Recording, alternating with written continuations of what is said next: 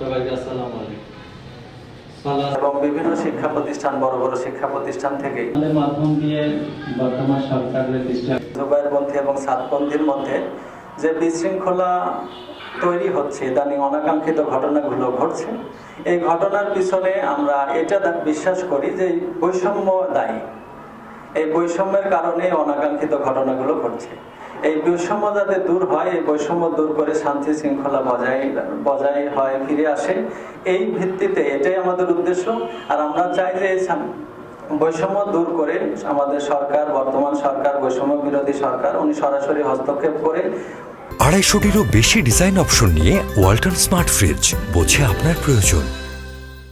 এই বৈষম্যকে দূর করুক আর শান্তি শৃঙ্খলা ফিরে আসুক, এটাই মূলত আমাদের আজকে সংবাদ সম্মেলনের উদ্দেশ্য। এখনের চিত্রটা হলো যে এখানে উল্লেখ করা আছে, এখন জোরপূর্বক এক পক্ষ দখল করে, জুবায়েরপন্থী ওনারা জোরপূর্বক দখল করে রাখছেন। তো এটা সাদপন্থীরা পাচ্ছেন না। এক্ষেত্রে আমাদের পাওয়া তাদের পাওয়া বিষয় নাই, যে এটা যদি সমতা হয়ে যায়, উভয়ের মধ্যে ব্যালেন্স হয়ে যায়, ভারসাম্য ঠিক থাকে, তাহলে এটা উভয় পক্ষের মধ্যে থেকে যদি বৈষম্য দূর হয়, তাহলে শৃঙ্খলা বজায় হবে দেশের মধ্যে। এটাই আমাদের চাওয়া। আমরা উভয় পক্ষের সাথে কথা বলে জানতে পারছি যে 2018 থেকে 24 পর্যন্ত যে 7 জন মারা গেছে, এরা টোটালি পুরোপুরি সবাই এরা সাদপন্থী ছিল, এটা ওনারা দাবি করছেন। এটা 250-টিরও বেশি ডিজাইন অপশন নিয়ে ওয়ালটন স্মার্ট ফ্রিজ, বোঝে আপনার প্রয়োজন। আর 2024 সালের 18 ডিসেম্বর যে হত্যাকাণ্ড হয়েছে, এখানে 3 জন মারা গেছে।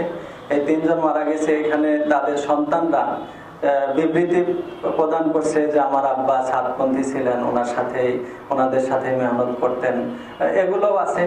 এই জন্য যেহেতু এটা একটা প্রশ্নবিদ্ধ বিষয়, জুবায়েরপন্থী দাবি করছে আমাদের লোক, সাদপন্থী দাবি করছে আমাদের লোক, তো এটা আসলে কাদের লোক, এটা তো যদি নিরপেক্ষ বিচার বিভাগীয় তদন্ত হয় তাহলেই সম্ভব এটা নিরূপণ করা আর এবং প্রকৃত অপরাধীকে চিহ্নিত করা।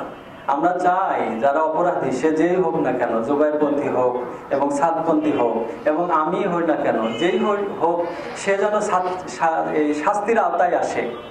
অপরাধী যাতে শাস্তি পায়, তাহলে অপরাধ বন্ধ হবে, শান্তি শৃঙ্খলা প্রতিষ্ঠিত। এটা সরকার যদি বিচার বিভাগীয় নিরপেক্ষ তদন্ত করে, তাহলেই মূল চিত্র ফুটে উঠবে আসলে কারা দায়ী, কারা দোষী।